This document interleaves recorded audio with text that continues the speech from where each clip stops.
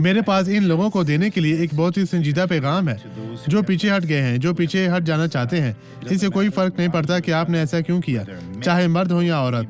मेरी बात सुने, बाइबल ये कहती है, जो फहम की राह से भटकता है मुर्दों के गौल में पड़ा रहेगा।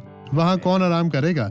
जिनके पास जिंदगी नहीं है और वो तबाही की तरफ जाते हैं। मौत शैतान का आला है। रास्ते की तरफ लौट आ, रास्ते की तरफ जल्दबाजी करें इससे पहले कि बहुत देर हो जाए, क्योंकि आप इस हालत में मर जाएंगे। आप आसमान की बादशाही में दाखिल नहीं होंगे और ना ही हमेशा की जिंदगी के वारिस ठहरेंगे। तबाही आपकी मुकद्दर होगी। मेरे अजीजों, ईमान रखें कि खुदावंद आपको अपने पास बुलाता है, इसलिए उसके साथ रहें और बरकत पाएं। ये फतह आपकी है, ये जीत आपकी है। आप इस शख्स को देखें जिसने बरकत पाई थी। ये एक हादसा था। जी हाँ, कितना हादसा? ये एक मोटरसाइकिल से मेरा बाजू ये टूट कब गया से था।